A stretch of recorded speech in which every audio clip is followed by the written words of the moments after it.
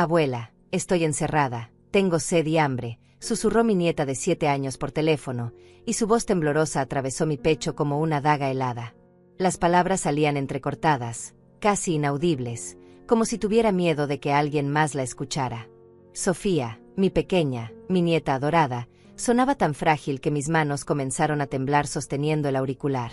Abuela, por favor ven, repitió con un hilo de voz que se quebraba, y escuché el sonido de su respiración agitada al otro lado de la línea. El teléfono casi se me resbaló de las manos mientras trataba de procesar lo que acababa de oír. Era pasada la medianoche, la lluvia golpeaba violentamente contra las ventanas de mi pequeña casa, y el viento aullaba como si presagiara una tragedia.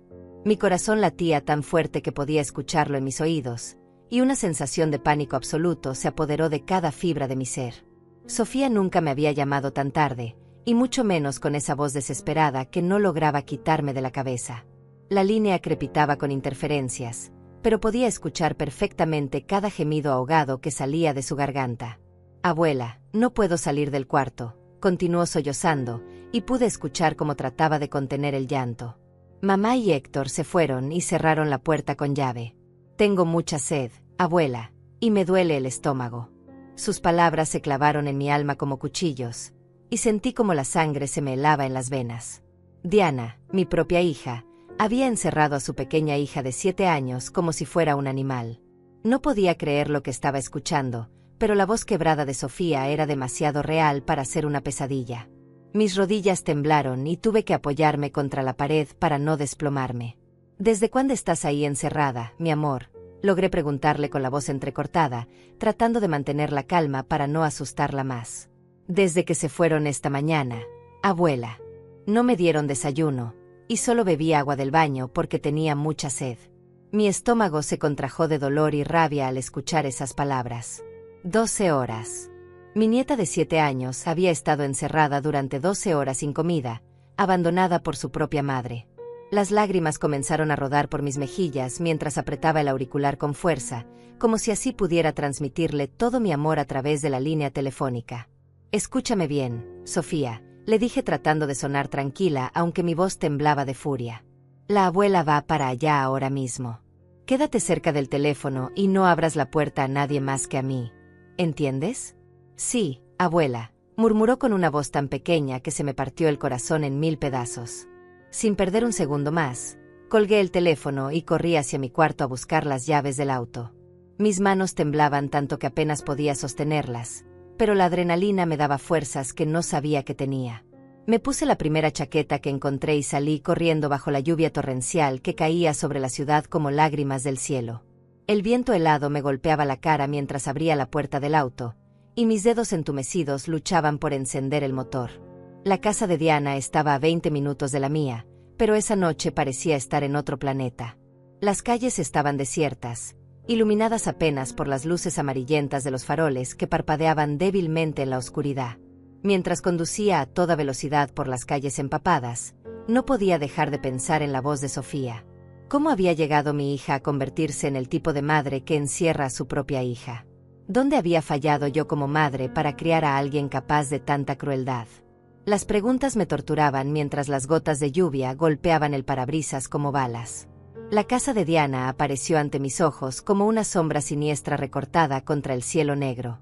Todas las ventanas estaban a oscuras, y el jardín delantero lucía abandonado, con la hierba crecida y hojas secas esparcidas por todos lados.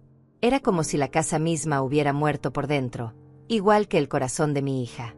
Estacioné el auto frente a la casa y salí corriendo bajo la lluvia que me empapó en segundos. El frío me calaba hasta los huesos, pero nada importaba más que llegar hasta Sofía.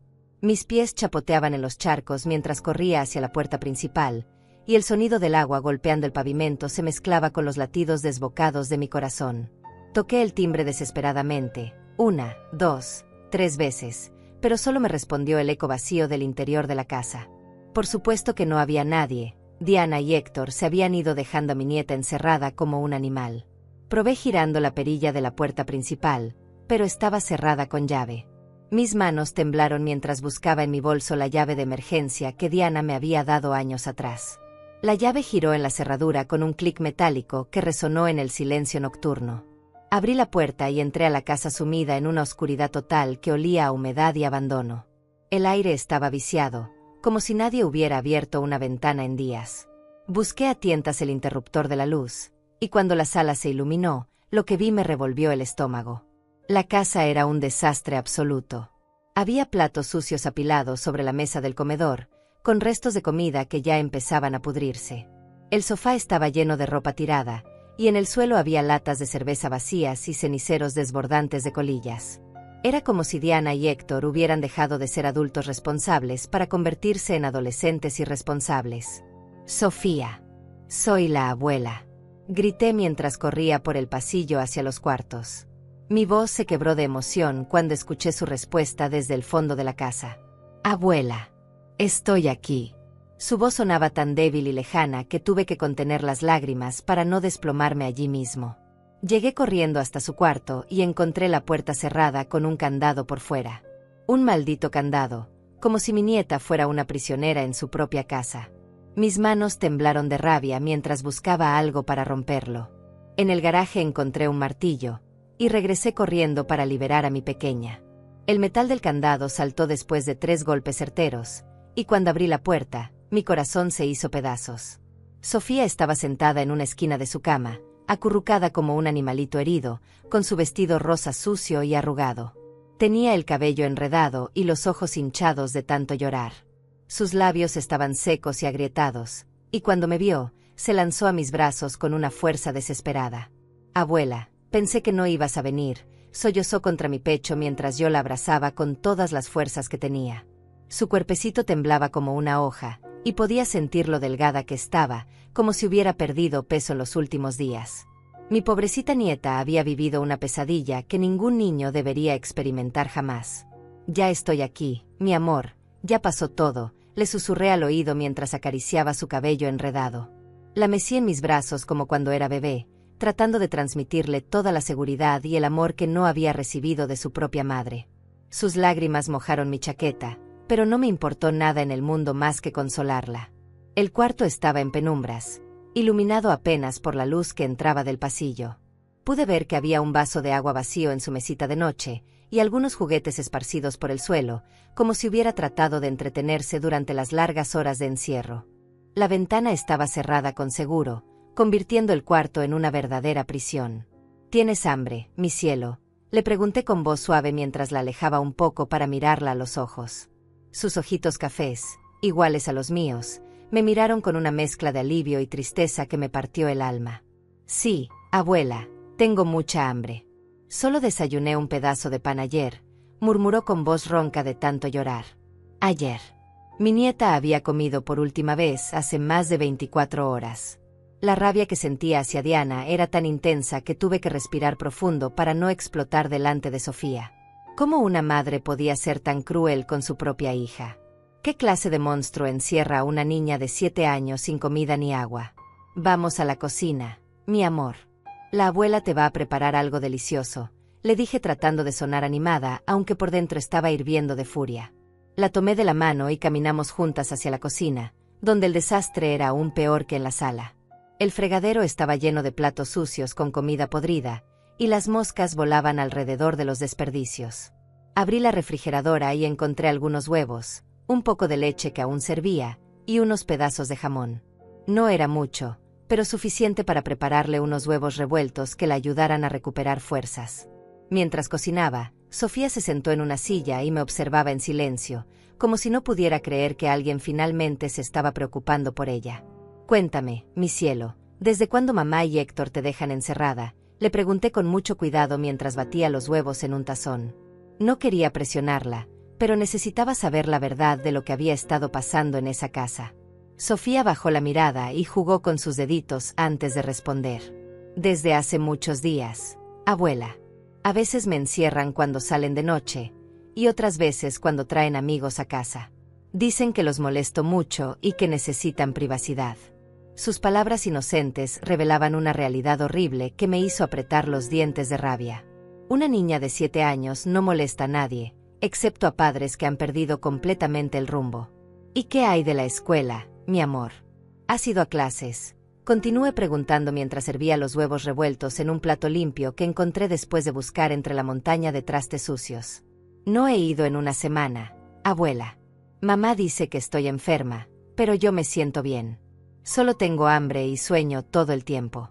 Una semana sin escuela.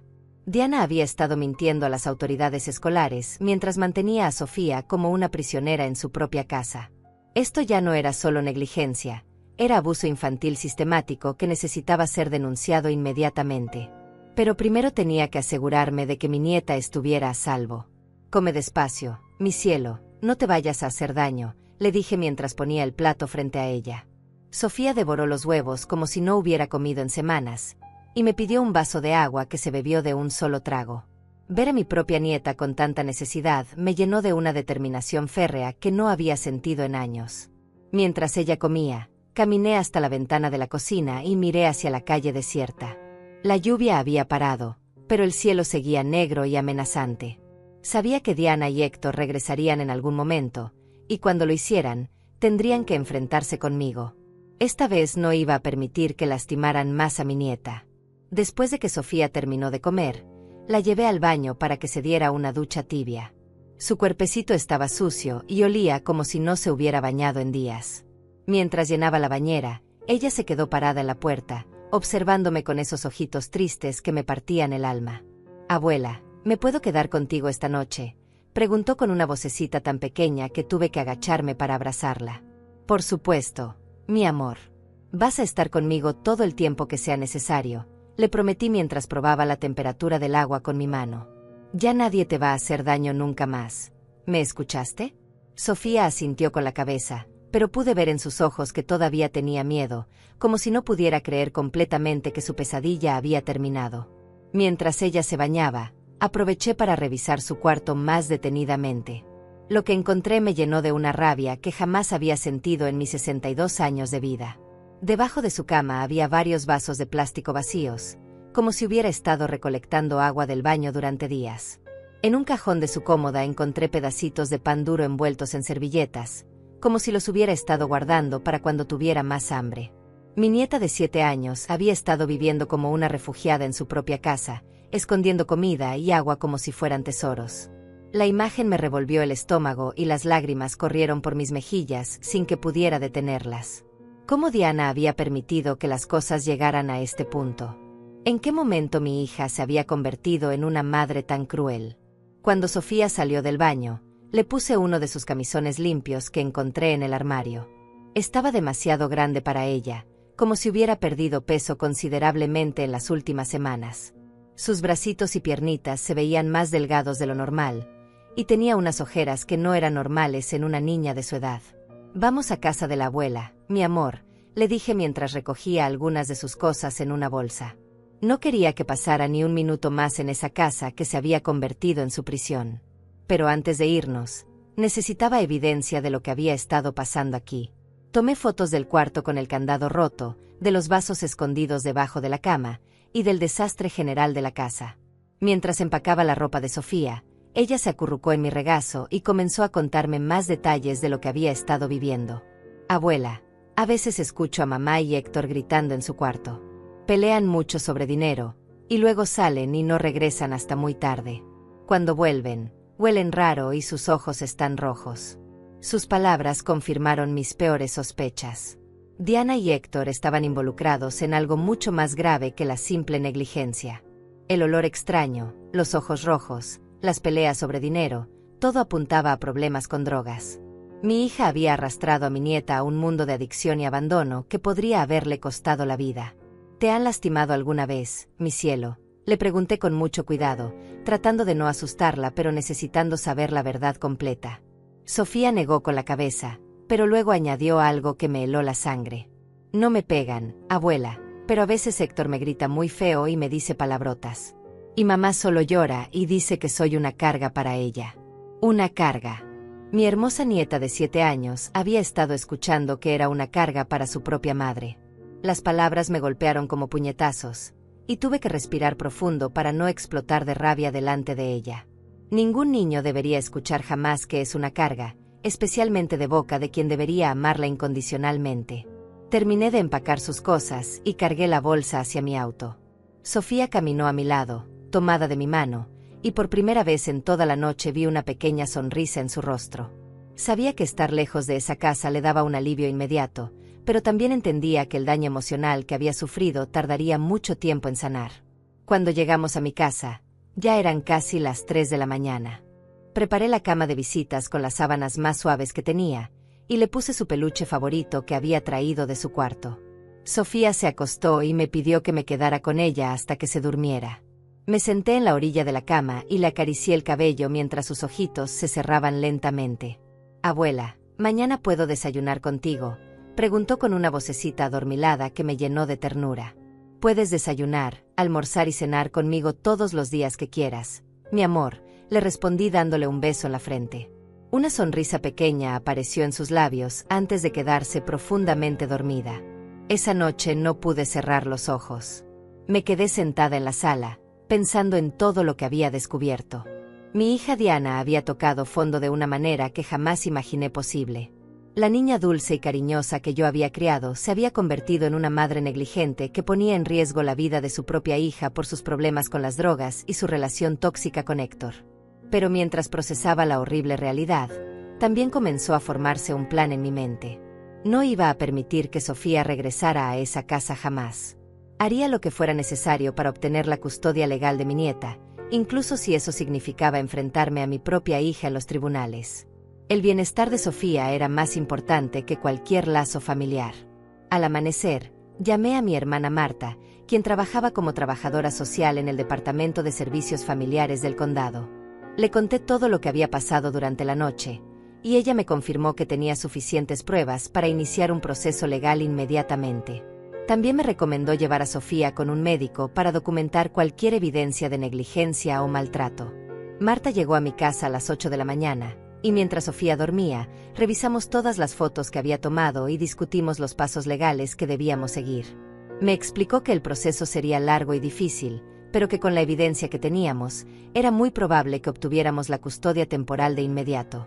Cuando Sofía despertó, le preparé un desayuno completo con panqueques, frutas y jugo de naranja. Verla comer con apetito y sonreír mientras me contaba sobre un sueño bonito que había tenido, me llenó de una determinación aún más fuerte. Esta niña merecía una vida llena de amor, seguridad y oportunidades, no el infierno que había estado viviendo. Después del desayuno, sonó mi teléfono. Era Diana, y su voz sonaba histérica y desesperada. «¿Dónde está mi hija, mamá?». Llegué a casa y no estaba. La puerta de su cuarto estaba abierta y sus cosas no están. Su falsa preocupación me dio náuseas, porque sabía perfectamente que había encerrado a Sofía durante más de 12 horas sin comida ni agua. «Está conmigo, Diana, y aquí se va a quedar hasta que tú y Héctor se hagan responsables de lo que han hecho», le respondí con una voz fría como el hielo. Hubo un silencio del otro lado de la línea, y luego Diana comenzó a gritar que era una abuela entrometida y que no tenía derecho a llevarse a su hija.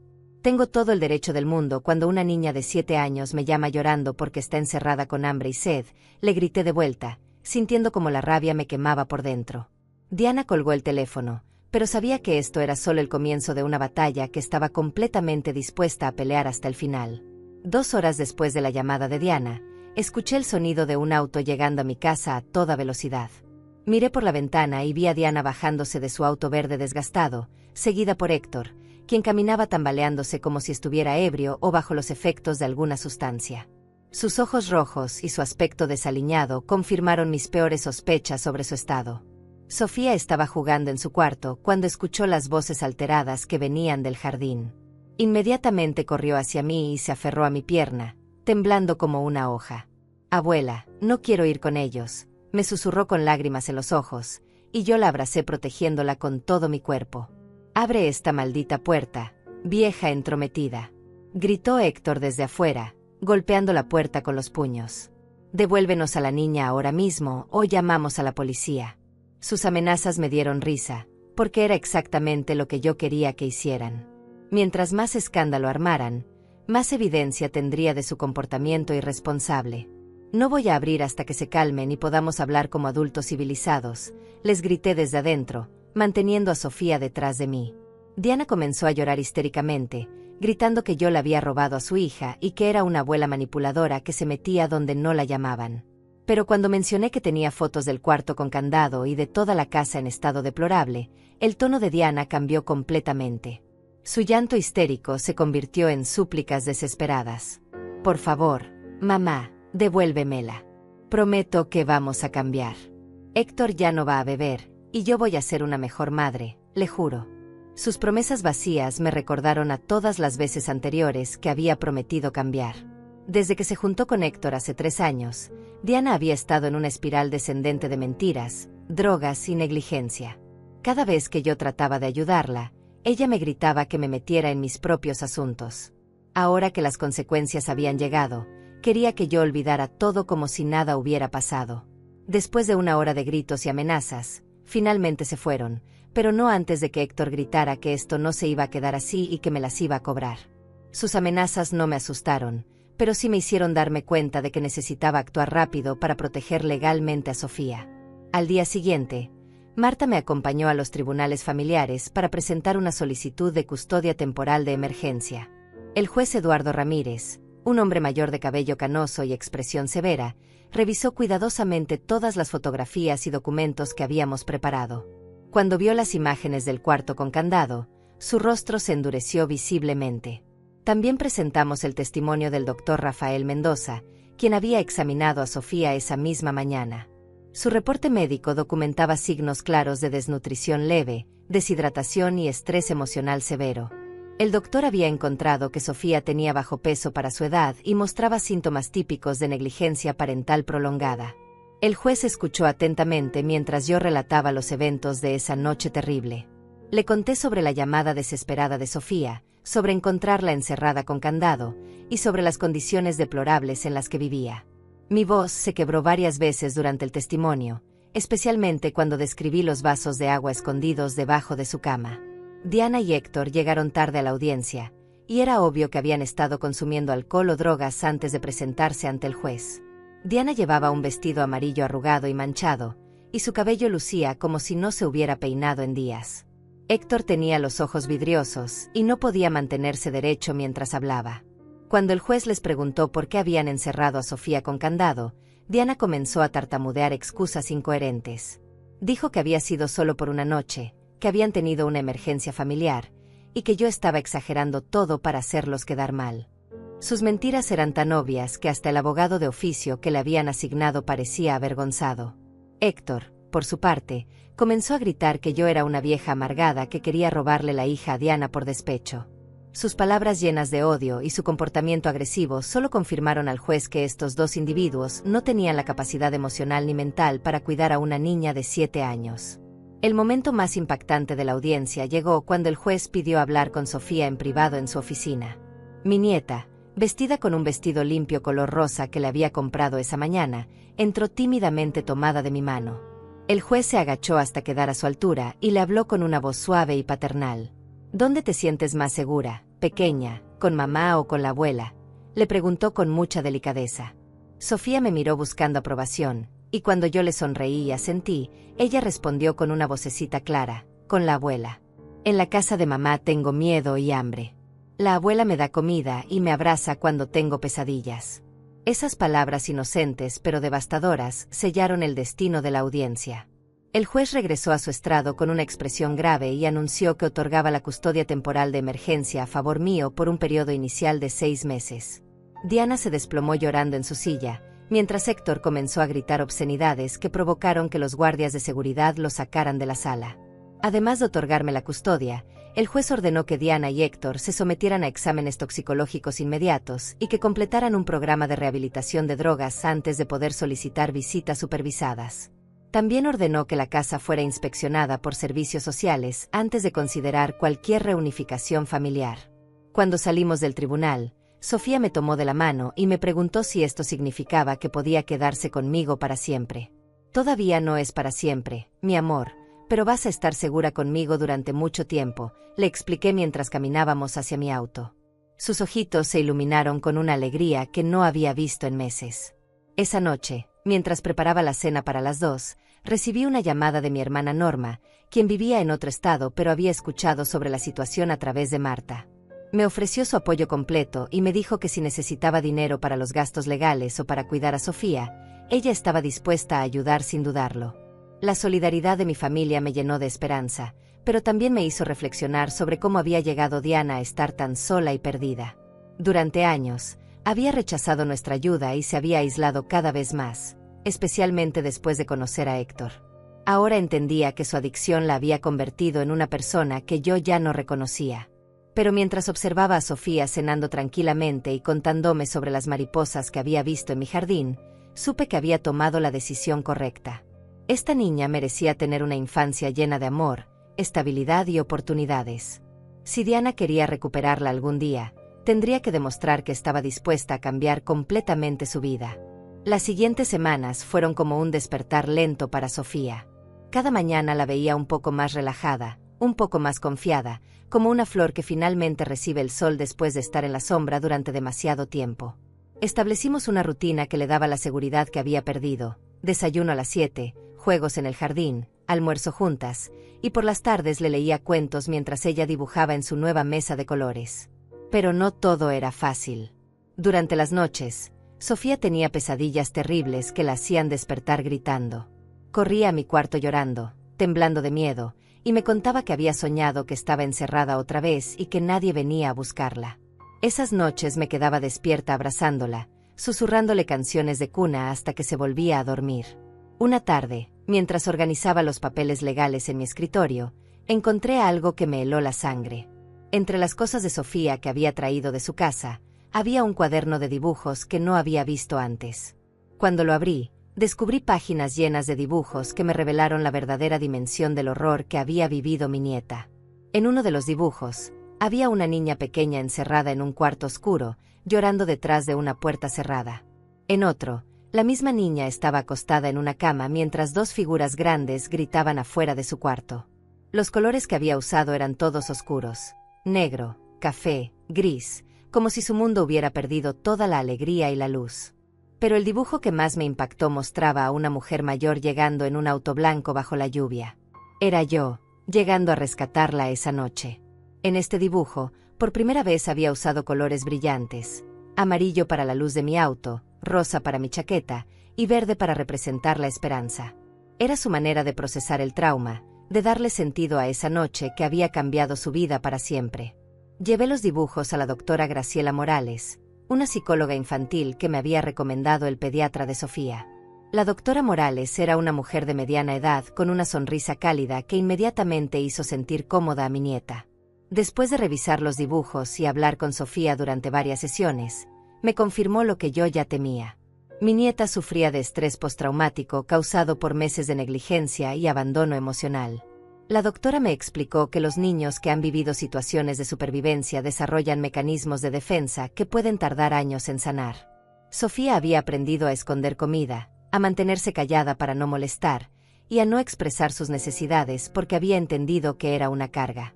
Sin embargo, la doctora también me dio esperanza. Me dijo que Sofía era una niña resiliente y que con amor, paciencia y terapia constante, podría superar completamente el trauma. Los niños tienen una capacidad asombrosa de sanación cuando se sienten seguros y amados, me explicó mientras revisaba más dibujos donde Sofía había comenzado a usar colores más brillantes. Durante este tiempo, Diana intentó contactarme varias veces. A veces llamaba llorando, pidiendo perdón y prometiendo que había dejado las drogas. Otras veces llamaba furiosa, gritándome que era una manipuladora y que le había lavado el cerebro a Sofía para que me prefiriera a mí. Sus cambios de humor erráticos solo confirmaban que seguía bajo los efectos de las sustancias. La trabajadora social asignada al caso, una mujer joven llamada Carmen, visitaba mi casa cada 2 semanas para evaluar el progreso de Sofía. Siempre se iba impresionada por la transformación que veía en mi nieta. En su reporte del segundo mes, escribió que Sofía había recuperado el peso normal para su edad y que mostraba signos claros de bienestar emocional. Pero la prueba más grande llegó cuando tuvimos que enfrentar la primera visita supervisada con Diana. El encuentro se realizó en las oficinas de servicios sociales, en una sala pequeña con juguetes y crayolas. Yo esperé afuera mientras Sofía pasaba 2 horas con su madre bajo la supervisión de Carmen. Cuando terminó la visita, Sofía salió callada y pensativa. No lloró ni se alteró, pero tampoco mostró emoción al ver a Diana. Era como si hubiera creado una barrera emocional para protegerse. En el auto de regreso a casa, me preguntó algo que me partió el corazón. Abuela, ¿por qué mamá huele raro como antes? Diana había llegado a la visita bajo los efectos de alguna sustancia, tratando de disimular con perfume y chicles de menta. Pero los niños tienen un instinto natural para detectar cuando algo no está bien con sus padres. Sofía había aprendido a asociar ese olor extraño con los momentos de abandono y miedo. Carmen documentó todo en su reporte, incluyendo el comportamiento errático de Diana durante la visita y su aparente estado de intoxicación. Esto significaba que las siguientes visitas serían canceladas hasta que Diana completara exitosamente un programa de rehabilitación, algo que parecía muy poco probable dada su resistencia a reconocer que tenía un problema. Mientras tanto, Héctor había desaparecido completamente. Según los vecinos de Diana, se había ido de la casa llevándose varios objetos de valor, incluyendo el televisor y algunos electrodomésticos. Aparentemente había decidido que una niña y una mujer adicta eran demasiada responsabilidad para él. Su abandono, aunque cruel, era en realidad una bendición disfrazada. Una tarde, mientras Sofía jugaba en el jardín con su nueva bicicleta rosa que le había comprado, recibí una visita inesperada. Era Javier, el hermano menor de Diana, quien vivía en otra ciudad y acababa de enterarse de toda la situación. Llegó con lágrimas en los ojos y me pidió perdón por no haber estado presente cuando Diana comenzó a deteriorarse. Javier me contó que había tratado de ayudar a Diana varias veces en el pasado, pero que ella siempre lo rechazaba y le decía que no necesitaba su ayuda. Me explicó que Héctor había aislado completamente a Diana de la familia, convenciéndola de que éramos sus enemigos y que solo la entendía verdaderamente. Era una táctica clásica de los abusadores, aislar a sus víctimas de sus redes de apoyo. Cuando Sofía vio a su tío Javier, corrió a abrazarlo con una alegría genuina que me llenó de esperanza. Era la primera vez que veía a alguien de la familia de Diana desde que se había ido a vivir conmigo, y su reacción positiva me confirmó que no todos los recuerdos familiares estaban contaminados por el trauma. Javier se quedó a cenar con nosotras, y durante la comida, Sofía le contó sobre su nueva escuela, sobre las amigas que había hecho, y sobre las clases de natación que había comenzado a tomar los sábados. Era como si estuviera presumiéndole a alguien importante lo mucho que había crecido y cambiado en estos meses. Esa noche, después de acostar a Sofía, Javier y yo hablamos largo sobre Diana y sobre lo que podíamos hacer para ayudarla sin poner en riesgo el bienestar de Sofía. Él me ofreció apostar económico para los gastos legales y me prometió que visitaría a Sofía regularmente para que tuviera una conexión saludable con la familia de su madre. Antes de irse, Javier me abrazó y me dijo algo que nunca olvidaré. Gracias por salvar a mi sobrina, Cecilia. Diana es mi hermana y la amo, pero Sofía es inocente y merece tener una oportunidad de ser feliz. Tú le estás dando esa oportunidad, y nuestra familia siempre te estará agradecida. Sus palabras me llenaron de una paz profunda, porque confirmaron que había tomado la decisión correcta al luchar por la custodia de Sofía. No estaba destruyendo una familia, estaba salvando a una niña y dándole la oportunidad de crecer en un ambiente lleno de amor y estabilidad. 6 meses después de obtener la custodia temporal, llegó el momento de la audiencia definitiva que determinaría el futuro permanente de Sofía. Los nervios me carcomían por dentro, a pesar de que mi abogado, el licenciado Ramón Vega, me había asegurado que teníamos un caso sólido. Durante estos meses, había documentado meticulosamente cada aspecto de la recuperación de Sofía, desde sus reportes médicos hasta sus calificaciones escolares perfectas. Diana había completado apenas 3 semanas del programa de rehabilitación de 6 meses antes de abandonarlo. Según el reporte de la clínica, había faltado a múltiples sesiones y había dado positivo en 2 exámenes de drogas durante su corta estancia.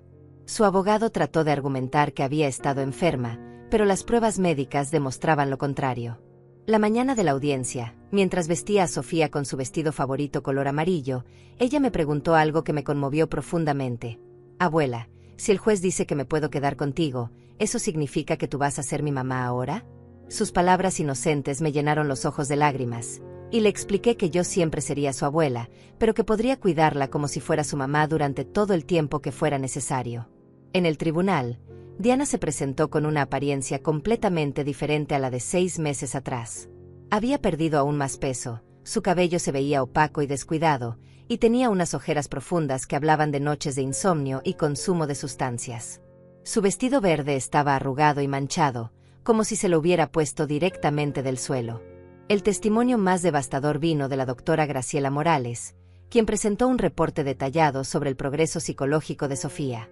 Explicó al juez que mi nieta había mostrado una mejoría extraordinaria en estos 6 meses, pero que cualquier regreso al ambiente tóxico anterior podría causarle un retroceso severo e irreversible en su desarrollo emocional.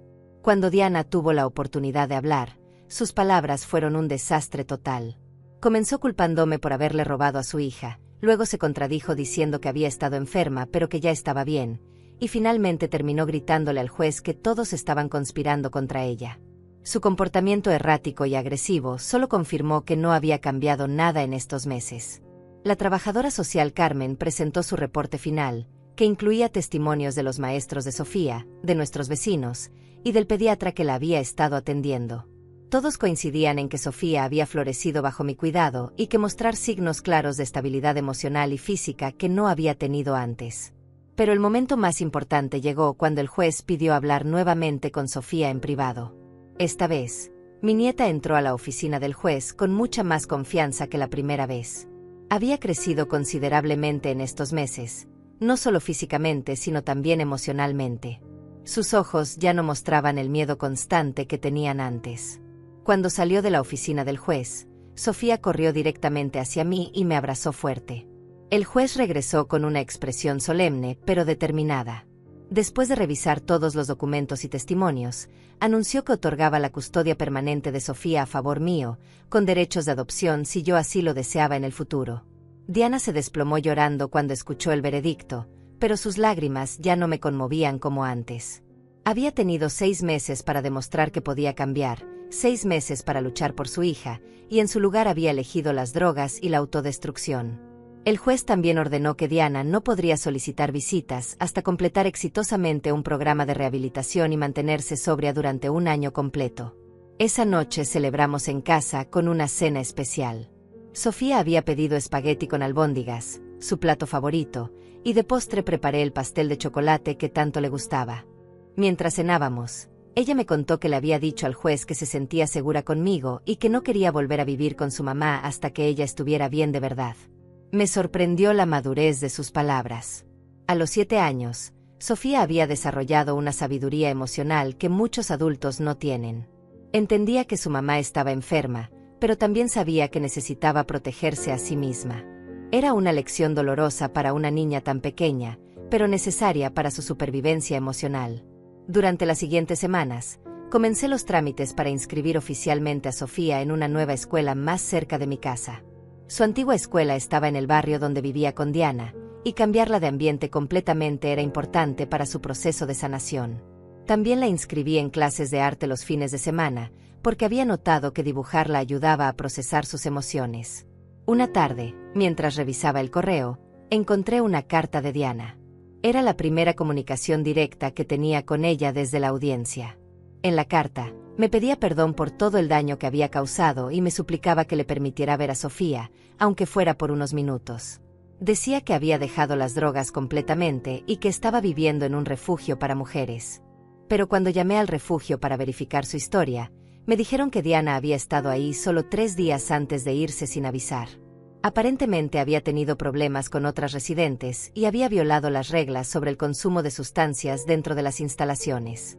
Una vez más, Diana había mentido para tratar de manipular la situación. Le mostré la carta a mi abogado, quien me aconsejó que la guardara como evidencia de los intentos de Diana de contactar a Sofía violando las órdenes del tribunal. También me sugirió que cambiara mi número de teléfono y que considerara obtener una orden de restricción si Diana continuaba acosándome. Pero a pesar de todas las mentiras y manipulaciones de Diana, una parte de mi corazón todavía tenía esperanza de que algún día pudiera recuperarse verdaderamente. Era mi hija, después de todo, y recordaba a la niña dulce y cariñosa que había sido antes de perderse en el mundo de las adicciones. Sin embargo, también sabía que mi prioridad absoluta era proteger a Sofía. Una noche, mientras ayudaba a Sofía con su tarea de matemáticas, ella me hizo una pregunta que me dejó sin palabras. «Abuela, ¿tú crees que mamá me va a querer algún día como tú me quieres?» Su pregunta inocente me partió el corazón, porque revelaba una herida profunda que ningún niño debería cargar. Le expliqué con mucho cuidado que su mamá la amaba, pero que a veces las personas se enferman de una manera que les impide mostrar su amor correctamente. Le dije que el amor que yo le tenía era fuerte y constante, y que nunca tendría que preocuparse por perderlo. Esa noche, mientras la tucaba en su cama, Sofía me dijo algo que me llenó de esperanza y tristeza a la vez. Abuela, yo creo que Dios me mandó contigo porque sabía que necesitaba una mamá que no estuviera enferma. Sus palabras, llenas de una sabiduría que trascendía su edad, me confirmaron que esta niña especial había encontrado una manera de darle sentido a su dolor y de encontrar esperanza en medio de la adversidad. Esa noche, después de que se durmió, me quedé despierta reflexionando sobre todo lo que habíamos pasado juntas. En menos de un año, Sofía había transformado mi vida tanto como yo había transformado la suya. Me había dado un propósito renovado y me había enseñado que el amor verdadero a veces requiere tomar decisiones difíciles y dolorosas. Un año después de obtener la custodia permanente, la vida con Sofía había encontrado un ritmo hermoso y estable. Mi nieta había crecido tanto física como emocionalmente que a veces me costaba creer que fuera la misma niña aterrorizada que había rescatado esa noche lluviosa. Sus pesadillas habían disminuido considerablemente, y ahora se despertaba cantando en lugar de gritando de miedo. Sofía había desarrollado una pasión por la pintura que me llenaba de orgullo.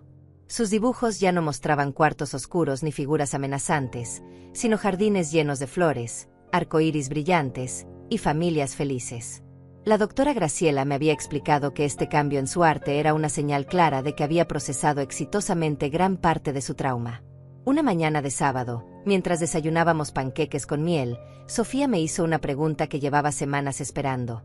«Abuela, ¿puedo llamarte mamá?» Me quedé sin aliento por un momento, sintiendo como las lágrimas se acumulaban en mis ojos. «Por supuesto que puedes, mi amor», le respondí abrazándola fuerte contra mi pecho. Desde ese día, Sofía comenzó a llamarme mamá de manera natural y espontánea. Al principio me sentía extraña escuchándolo, pero gradualmente me di cuenta de que era lo más natural del mundo. Yo había asumido todos los roles maternales en su vida.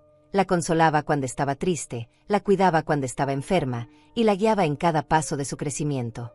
La transformación de Sofía también había impactado a toda mi familia. Mi hermana Marta visitaba regularmente y siempre comentaba lo increíble que era ver a una niña florecer de esa manera. Mi hermana Norma había venido desde otro estado para conocer a Sofía, y se había quedado una semana entera ayudándome a arreglar el cuarto de mi nieta con nuevos muebles y decoraciones. Pero no todo había sido fácil durante este año.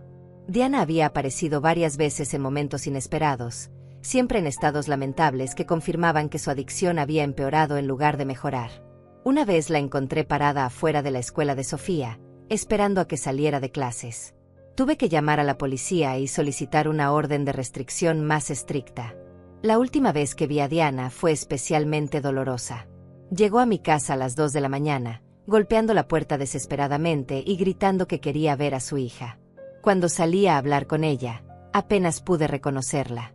Había perdido tanto peso que parecía un esqueleto, su cabello estaba sucio y enmarañado, y sus ojos tenían esa mirada vacía típica de las personas completamente perdidas en las drogas. «Mamá, por favor, solo déjame verla 5 minutos», me suplicó llorando. «Te prometo que esta vez sí voy a cambiar. Voy a dejar todo y voy a recuperar a mi hija». Pero sus promesas vacías ya no tenían ningún efecto en mí. Había escuchado las mismas palabras demasiadas veces, y cada vez Diana había demostrado que las drogas eran más importantes para ella que su propia hija. Le dije con firmeza que no podía verla hasta que completara un tratamiento real y se mantuviera sobria durante al menos un año. Diana comenzó a gritar que yo había convertido a Sofía contra ella, que era una abuela manipuladora, y que algún día me las cobraría.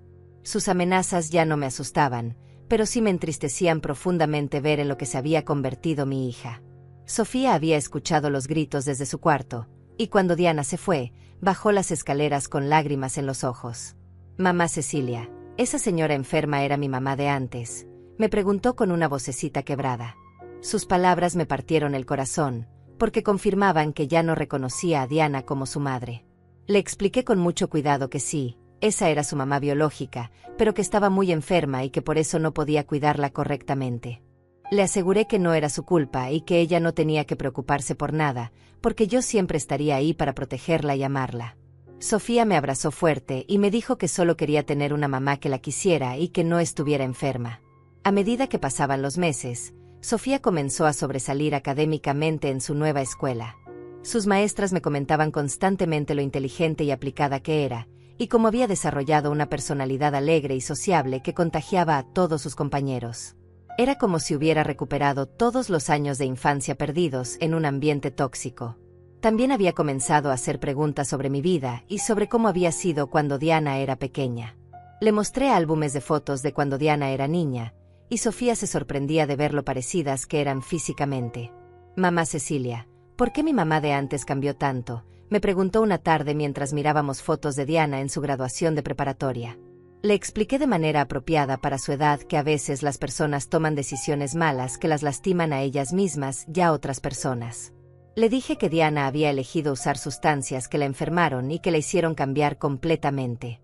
Sofía escuchó atentamente y luego me dijo algo que me llenó de orgullo. «Yo nunca voy a tomar esas cosas malas, mamá. No quiero enfermarme como ella». Durante este tiempo, también recibí una noticia que me llenó de esperanza. Javier, el hermano de Diana, me llamó para contarme que había encontrado un centro de rehabilitación especializado en casos severos de adicción, y que estaba dispuesto a pagar el tratamiento completo si Diana aceptaba internarse voluntariamente. Javier había estado buscando a Diana durante semanas, y finalmente la había encontrado viviendo en las calles del centro de la ciudad. Me contó que estaba en condiciones terribles, pero que por primera vez en años había aceptado que necesitaba ayuda. El centro de rehabilitación tenía un programa de 6 meses con seguimiento de 2 años, y una tasa de éxito del 70%. Aunque una parte de mí quería aferrarse a la esperanza de que Diana pudiera recuperarse, también sabía que no podía permitir que esa esperanza pusiera en riesgo la estabilidad emocional de Sofía. Le dije a Javier que apoyaba completamente sus esfuerzos por ayudar a Diana, pero que Sofía no tendría contacto con ella hasta que hubiera completado el tratamiento y demostrado estabilidad a largo plazo. Una tarde, mientras Sofía jugaba en el parque con sus nuevas amigas de la escuela, me senté en una banca observándola y reflexionando sobre todo lo que habíamos vivido juntas. Ver su risa genuina, sus mejillas sonrosadas por el ejercicio, y la confianza con la que interactuaba con otros niños me llenó de una satisfacción profunda.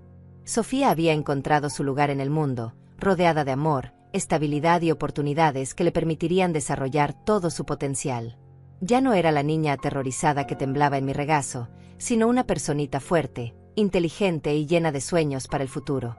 Había superado un trauma que podría haber marcado toda su vida, y lo había hecho con una gracia y resistencia que me inspiraba todos los días. Esa noche, mientras la ayudaba con su tarea de ciencias, Sofía me sorprendió con una declaración que me llenó el corazón. «Mamá Cecilia, cuando sea grande, quiero ayudar a niños que están tristes como yo estaba antes. Quiero ser doctora de corazones rotos para que otros niños también puedan ser felices». Sus palabras me confirmaron que todo el dolor y las batallas legales habían valido la pena. Sofía no solo había sanado de su trauma, sino que había encontrado una manera de transformar su experiencia en un propósito de vida que podría ayudar a otros niños en situaciones similares. 2 años después de esa conversación sobre ayudar a otros niños, Sofía había crecido hasta convertirse en una niña de 10 años extraordinaria. Su personalidad había florecido completamente, mostrando una combinación única de compasión, inteligencia y determinación que me llenaba de orgullo cada día. Sus calificaciones eran excelentes, había desarrollado un talento natural para la pintura, y se había convertido en la líder natural de su grupo de amigas. Una tarde de primavera, mientras regresábamos de su clase de piano, Sofía me hizo una pregunta que llevaba tiempo esperando. «Mamá Cecilia, ¿crees que mi mamá de antes ya se curó de su enfermedad?». Javier me había estado manteniendo informada sobre el progreso de Diana en el centro de rehabilitación, y las noticias eran esperanzadoras por primera vez en años. Diana había completado exitosamente el programa de 6 meses y había permanecido sobria durante 8 meses adicionales. Según Javier, había conseguido un trabajo de medio tiempo en una florería, vivía en un apartamento pequeño pero limpio, y asistía religiosamente a las reuniones de apoyo. Por primera vez en años, parecía haber encontrado estabilidad genuina. El centro de rehabilitación había recomendado que Diana escribiera cartas a Sofía como parte de su proceso de sanación, sin esperar respuesta, simplemente como una forma de procesar su culpa y expresar sus sentimientos. Durante los últimos meses, había estado enviando cartas semanales que yo leía cuidadosamente antes de decidir si eran apropiadas para Sofía. Las primeras cartas habían sido llenas de disculpas desesperadas y promesas grandiosas que me recordaban a la Diana manipuladora de antes. Pero gradualmente, El tono había cambiado hacia algo más maduro y reflexivo. Comenzó a escribir sobre su proceso de recuperación, sobre las cosas que había aprendido sobre sí misma y sobre lo orgullosa que estaba de Sofía sin pedir nada a cambio. En su carta más reciente, Diana había escrito algo que me conmovió profundamente. Mi querida Sofía, cada día que paso sobria es un día que me acerca más a ser la madre que tú mereces. No espero que me perdones, ni siquiera espero que quieras verme algún día. Solo quiero que sepas que el amor que siento por ti es lo que me mantiene fuerte cuando las cosas se ponen difíciles. Tu abuela Cecilia es un ángel que te salvó cuando yo no pude hacerlo. Después de mucha reflexión y varias consultas con la doctora Graciela, decidí que era momento de hablar seriamente con Sofía sobre la posibilidad de tener algún tipo de contacto controlado con Diana. Necesitaba saber cómo se sentía mi nieta al respecto, sin presionarla en ninguna dirección. Una noche, después de la cena, nos sentamos en su cuarto y tuvimos una conversación que recordaré para siempre. Le expliqué que Diana había estado trabajando muy duro para curarse de su enfermedad y que tal vez estaría lista para conocerla nuevamente, pero solo si ella quería y se sentía preparada. Sofía escuchó atentamente, jugando con una de sus muñecas mientras procesaba la información. Después de varios minutos de silencio, me miró con esos ojos inteligentes que tanto me recordaban a los míos y me dijo: «Mamá Cecilia, ¿tú crees que ella ya no va a lastimarme?». Su pregunta directa me partió el corazón, porque revelaba que, a pesar de su corta edad, entendía perfectamente los riesgos involucrados. Le aseguré que yo nunca permitiría que nadie la lastimara, y que cualquier encuentro con Diana sería en un lugar seguro, con supervisión profesional, y que ella podría detenerlo en cualquier momento si se sentía incómoda. También le expliqué que no tenía que decidir nada inmediatamente, y que podía tomarse todo el tiempo que necesitara para pensar. Sofía me pidió ver algunas de las cartas que Diana había escrito, especialmente las más recientes. Mientras las leía, pude ver cómo procesaba las palabras de su madre biológica, haciendo preguntas maduras sobre el significado de ciertas frases. «Mamá Cecilia, ¿por qué dice que no espera que la perdone? ¿Eso significa que hizo algo muy malo?». Le expliqué con cuidado que Diana entendía que había tomado decisiones que la lastimaron, y que ahora estaba tratando de ser responsable de esas decisiones. Le dije que el perdón era algo muy personal, y que no tenía que perdonar a nadie si no se sentía lista o si no quería hacerlo.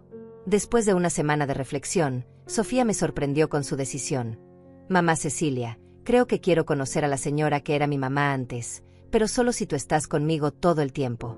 Y si ella trata de llevarme o me hace sentir mal, nos vamos inmediatamente». Su madurez y su capacidad para establecer límites claros me llenaron de orgullo. Contacté a la doctora Graciela para organizar el encuentro de la manera más segura posible para Sofía. Decidimos que sería en el consultorio de la doctora, con ella presente durante toda la reunión, y que duraría solo 30 minutos para la primera vez. También establecimos señales claras que Sofía podría usar si quería terminar la reunión antes de tiempo. El día del encuentro llegó más rápido de lo que esperaba. Sofía se había vestido con especial cuidado, eligiendo su vestido favorito color lavanda y las sandalias nuevas que le había comprado la semana anterior. Durante el desayuno estuvo más callada de lo normal, pero no parecía ansiosa, sino pensativa. Cuando llegamos al consultorio, Diana ya estaba esperando en la sala de recepción. Al verla, apenas pude contener mi asombro. Era como si hubiera retrocedido en el tiempo 10 años. Diana había recuperado peso saludable, su cabello lucía limpio y bien peinado, y sus ojos tenían una claridad que no había visto desde antes de que conociera a Héctor. Llevaba un vestido sencillo pero elegante color rosa pálido, y en sus manos sostenía un pequeño regalo envuelto en papel brillante. Cuando vio a Sofía, sus ojos se llenaron de lágrimas, pero se controló admirable para no abrumarla con emociones demasiado intensas. «Hola, Sofía», dijo Diana con voz suave y temblorosa. «Te ves tan grande y hermosa. Has crecido tanto que casi no te reconozco». Sofía se mantuvo cerca de mí, pero respondió educadamente: «Hola. Mi mamá Cecilia dice que tú eres Diana, y que antes eras mi mamá cuando eras diferente». La honestidad directa de Sofía podría haber lastimado a cualquiera, pero vi cómo Diana respiró profundo y aceptó las palabras con gracia. «Así es, mi amor. Yo era tu mamá antes, pero estaba muy enferma y no pude cuidarte bien. Por eso la abuela Cecilia se convirtió en tu mamá, y ella ha hecho un trabajo maravilloso». Durante los siguientes 30 minutos, observé una conversación cautelosa pero respetuosa entre Diana y Sofía. Diana le contó sobre su trabajo en la florería, sobre las clases de arte que había comenzado a tomar y sobre los libros que estaba leyendo. Sofía le habló sobre su escuela, sobre sus amigas y sobre sus clases de piano. Lo que más me impresionó fue la diferencia en el lenguaje corporal de ambas. Diana se mantenía a una distancia respetuosa, sin tratar de forzar contacto físico o intimidad emocional. Sofía, por su parte, se relajó gradualmente durante la conversación, aunque nunca se alejó de mi lado. Hacia el final de la reunión, Diana le entregó el regalo que había traído. Era un set de pinturas profesionales con pinceles de diferentes tamaños y un bloc de papel especial para acuarelas. Javier me contó que te gusta pintar, y pensé que podrías usar esto para crear cosas hermosas, le dijo Diana con una sonrisa tímida. Sofía aceptó el regalo y lo examinó con interés genuino. Gracias, Diana. Son muy bonitas las pinturas. Voy a hacer un cuadro del jardín de mamá Cecilia, respondió mi nieta con educada gratitud. Diana sonrió con lágrimas en los ojos, claramente conmovida por la respuesta amable de Sofía. Cuando terminó la reunión, la doctora Graciela habló brevemente con las tres para evaluar cómo nos habíamos sentido. Diana expresó su gratitud por la oportunidad de ver a Sofía y prometió que respetaría cualquier decisión que tomáramos sobre futuros encuentros. Sofía dijo que Diana parecía más Nis que la señora enferma que recordaba, pero que todavía necesitaba tiempo para pensar. En el auto de regreso a casa, Sofía estuvo callada durante varios minutos antes de hacer un comentario que me sorprendió. Mamá Cecilia, Diana se ve como las fotos de cuando era pequeña que me enseñaste. Ya no se ve como la señora que gritaba afuera de nuestra casa. Su observación demostró la capacidad extraordinaria que tenían los niños para percibir cambios genuinos en las personas. Esa noche, mientras cenábamos, Sofía me pidió que le contara más sobre cómo había sido Diana cuando era niña. Le mostré más fotos y le conté historias sobre su madre biológica antes de que las drogas arruinaran su vida. Sofía escuchó con fascinación, como si estuviera conociendo a una persona completamente nueva.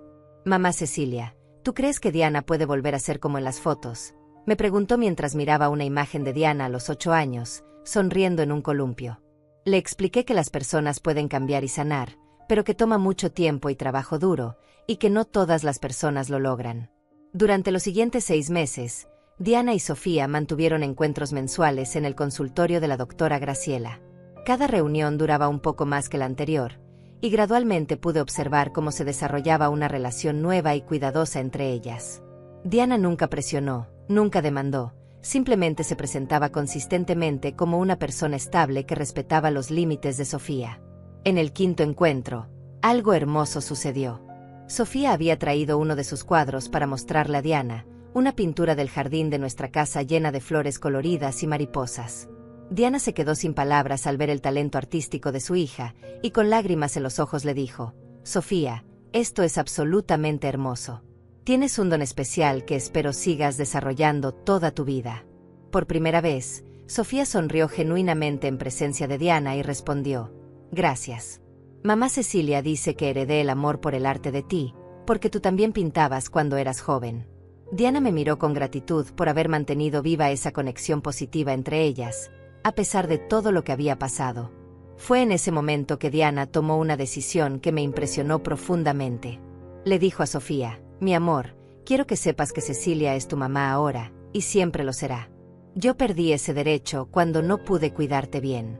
Pero si tú me lo permites, me encantaría ser tu amiga, alguien que está aquí para apoyarte y quererte sin pedirte nada a cambio. Sofía consideró sus palabras cuidadosamente antes de responder: Diana, ¿eso significa que no vas a tratar de llevarme lejos de mamá Cecilia? Diana negó con la cabeza firmemente. Nunca, mi amor. Mamá Cecilia te salvó cuando yo no pude hacerlo, y ella te ama más de lo que yo jamás podré demostrar. Yo solo quiero estar en tu vida de la manera que tú me permitas. Esa conversación marcó un punto de inflexión en nuestra situación familiar. Diana había hecho algo que pocas personas en su posición hacen: había puesto las necesidades de su hija por encima de sus propios deseos. Reconocía que yo había ganado el derecho de ser la madre de Sofía, no por los tribunales, sino por amor, sacrificio y dedicación diarios. Durante el verano, Diana pidió permiso para llevar a Sofía a una exhibición de arte infantil en el museo de la ciudad. Después de mucha deliberación, decidí acompañarlas a las 3. Ver a Diana interactuar con Sofía en un ambiente más relajado me permitió observar cambios aún más profundos en su personalidad. Diana había desarrollado una paciencia y una sensibilidad que nunca había tenido antes. Escuchaba atentamente cada comentario de Sofía sobre las pinturas, le hacía preguntas inteligentes que estimulaban su creatividad y la animaba a expresar sus propias opiniones artísticas. Era como ver a una persona completamente nueva, alguien que había aprendido a poner las necesidades de otros antes que las propias. Al final de esa tarde en el museo, Sofía me sorprendió pidiendo si Diana podía acompañarnos a tomar helado. Durante esos momentos compartidos, pude ver cómo se desarrollaba naturalmente una dinámica familiar nueva y saludable. Diana no trataba de competir conmigo por el afecto de Sofía, sino que complementaba mi rol maternal de una manera respetuosa y apropiada. Esa noche, mientras tucaba a Sofía en la cama, ella me hizo una reflexión que me llenó de orgullo por su madurez emocional. Mamá Cecilia, creo que Diana es buena persona ahora. Ya no huele raro ni tiene ojos tristes como antes.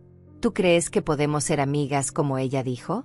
Le expliqué que las relaciones toman tiempo para desarrollarse, pero que si ella se sentía cómoda, podíamos continuar viendo a Diana de vez en cuando. También le reiteré que ella siempre tendría la libertad de cambiar de opinión si algo no se sentía bien, y que yo siempre sería su mamá principal sin importar qué pasara. Un año después de ese primer encuentro controlado, llegó el momento de una decisión importante. Diana había mantenido su sobriedad durante 2 años completos, había demostrado estabilidad emocional y financiera consistente, y había respetado todos los límites que habíamos establecido. La doctora Graciela recomendó que consideráramos permitir visitas menos supervisadas. Sofía, que ahora tenía 11 años, había desarrollado una relación genuinamente afectuosa con Diana.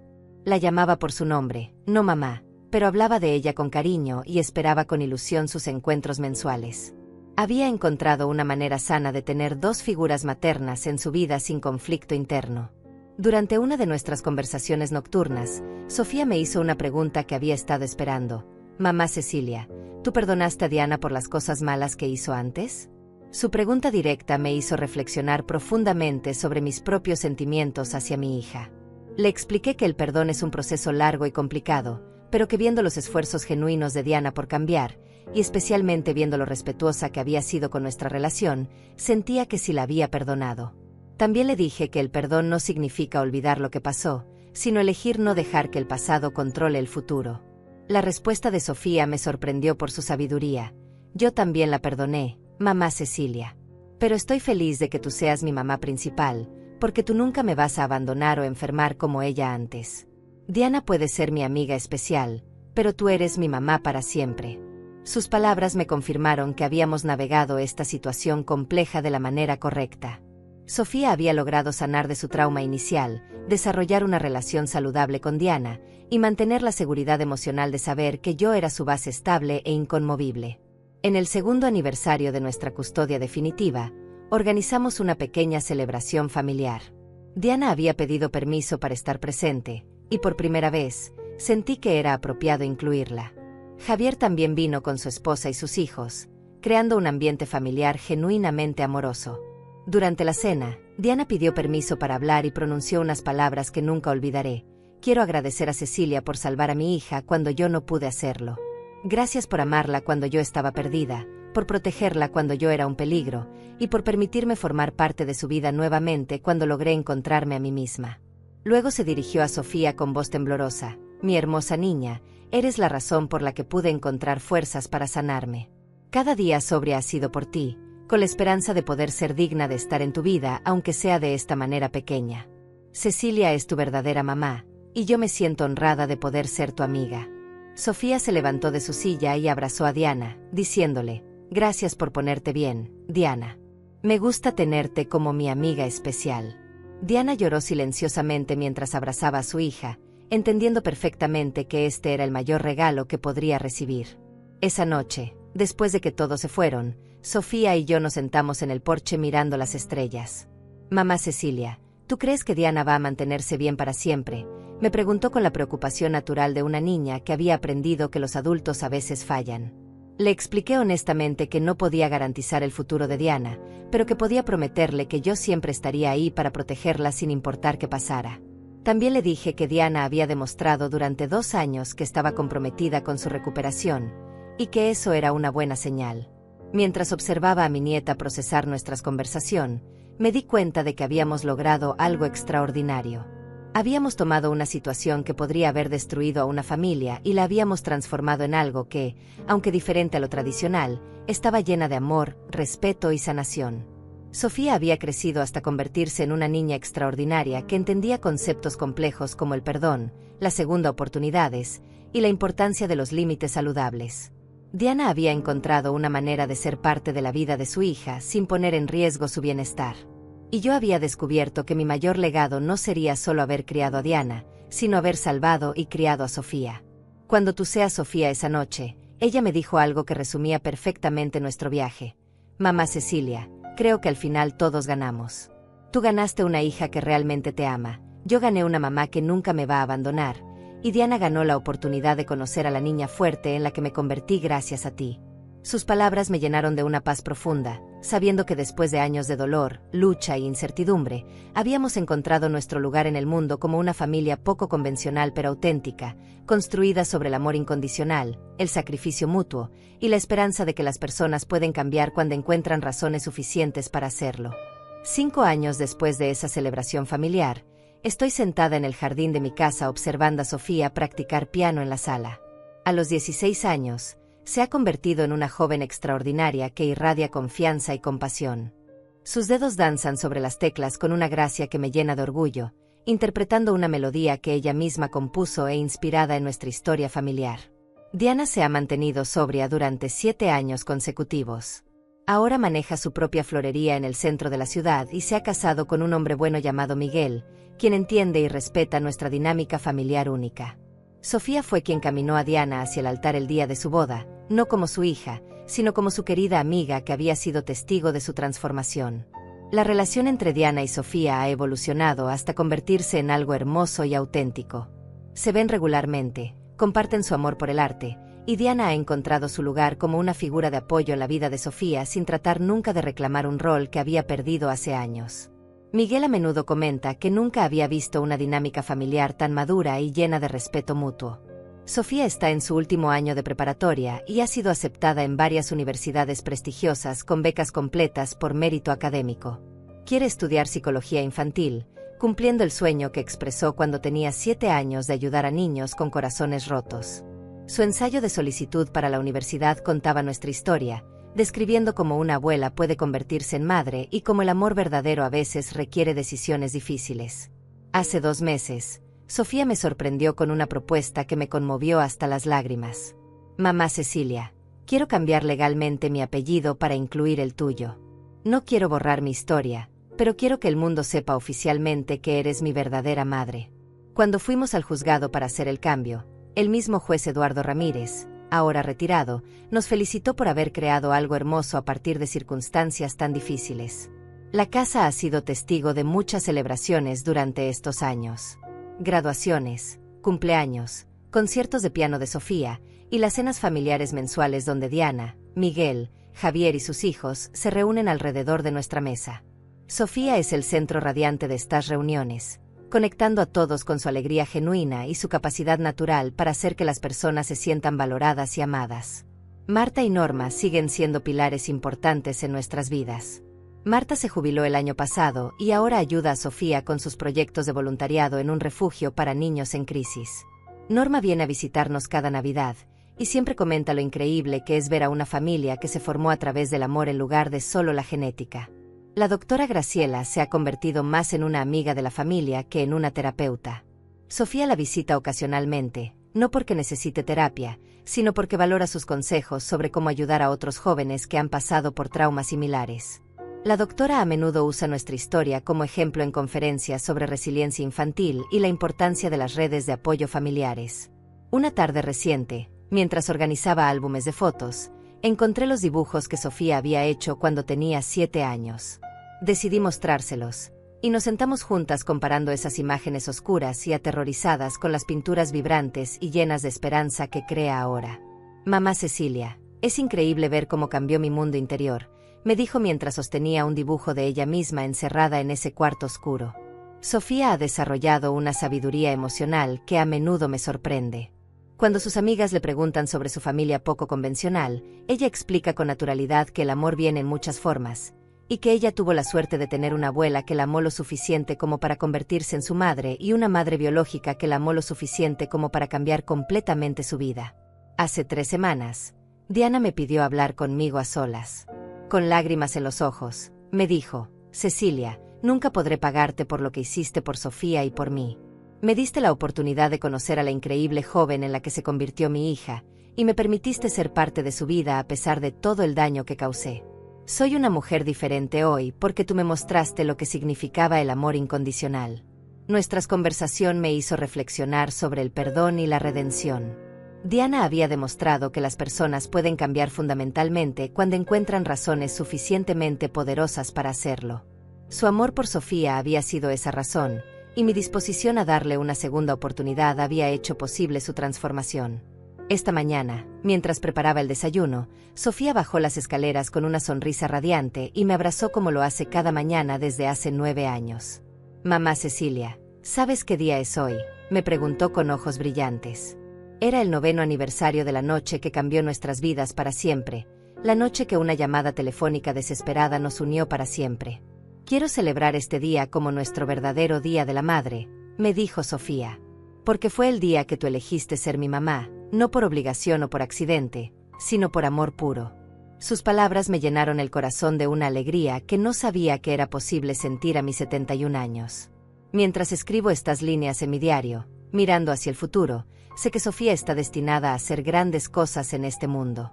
Llevará consigo las lecciones de resiliencia, compasión y esperanza que aprendimos juntas durante estos años. Y cuando ayude a otros niños que han perdido su camino, les dará lo mismo que yo le di a ella: amor incondicional y la promesa de que siempre habrá alguien dispuesto a luchar por ellos. Nuestra historia comenzó con una llamada desesperada en medio de la noche, pero se convirtió en un testimonio del poder transformador del amor, la importancia de las segundas oportunidades, y la verdad de que las familias más fuertes no siempre son las que nacen, sino las que se eligen y se construyen día a día con dedicación, sacrificio y esperanza inquebrantable.